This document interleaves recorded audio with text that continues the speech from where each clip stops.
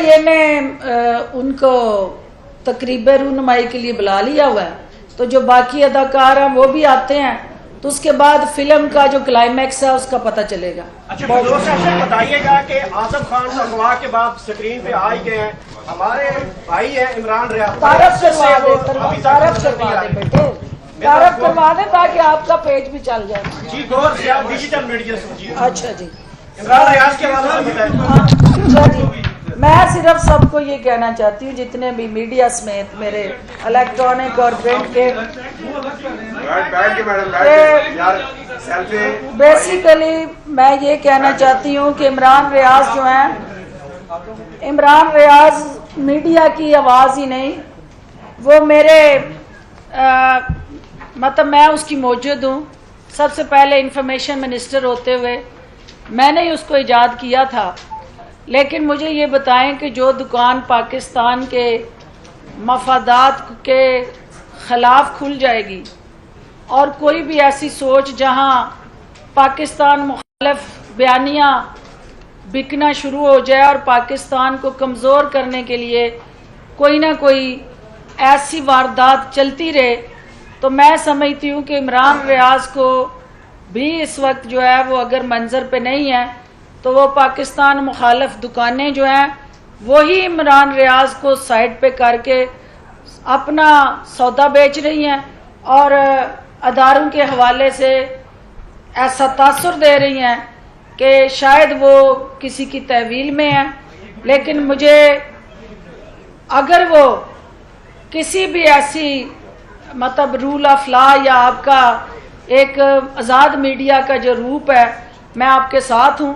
लेकिन सबसे पहले मुझे मेरा मुल्क अजीज़ है, उसके बाद जो है मुझे कोई फ़र्द अजीज़ है। तो मुल्क से ज़्यादा किसी फ़र्द की कोई हैसियत और अहमियत नहीं है। 22 साल से एक ही जद्दोजहद कर रही हूँ कि इस मुल्क को बदलें, इस निज़ाम को बदलें। मुझे उसको बदलने के लिए कई जमातें बदलनी पड़ी, लेकिन मैं उसका 1 इंच नहीं बदल सकी। उसकी वजह क्या है कि इस मुल्क के अंदर जो सबसे ज़्यादा बेनिफिशरी और असल हुक्मरान है वो ब्यूरोक्रेट हैं। और मैंने अपनी जमात के अंदर भी ये बात की है कि सिर्फ एक काम, एक हमें रिफॉर्म जो है वो लानी है अपने सिविल ऑफिसर रूल के अंदर, कि हर मिनिस्ट्री के अंदर जो इंचार्ज मिनिस्टर है वो उसका सेक्रेटरी होता है और मिनिस्टर उसके अंदर एक सिर्फ शो पीस होता है। और जब वो गिरफ्तार होता है तो सियासतदान होता है, ब्यूरोक्रेट, फिर किसी दूसरी मिनिस्ट्री में सेक्रेटरी बन के मज़े ले रहा होता है। तो सबसे ज़रूरी काम ये है कि एक अमेंडमेंट, एक लफ्ज़ की अमेंडमेंट चाहिए कि in charge will be the minister of the concern ministry.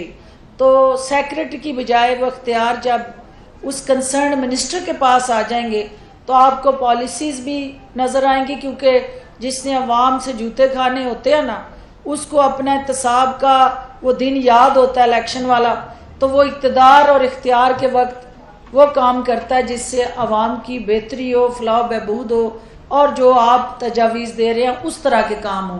तो मैं तवक्को करती हूँ कि जो हुकूमत वक्त है इस वक्त, उनके अब जाने के दिन है, अब 1 महीने से भी कम उनका पीरियड है।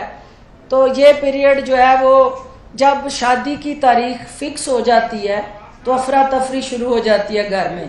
तो आपको पता है कि इनकी रुखसती की जो तारीख उन्होंने फ़िक्स कर दी है, तो वह अफरा तफरी चल पड़ी है। इन हालात में ना किसी ब्यूरोक्रेसी ने कुछ करना है और ना किसी ने सुनना है।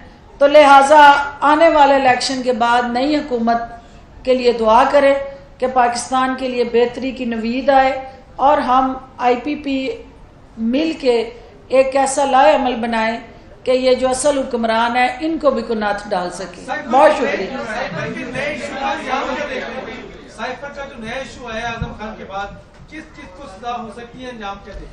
जो मुल्क के साथ है मैं उसके साथ हूँ और इमरान रियाज को आना चाहिए और मुल्क के साथ खड़ा होना चाहिए। बहुत शुक्रिया। Thank you. बहुत शुक्रिया। बोलिए।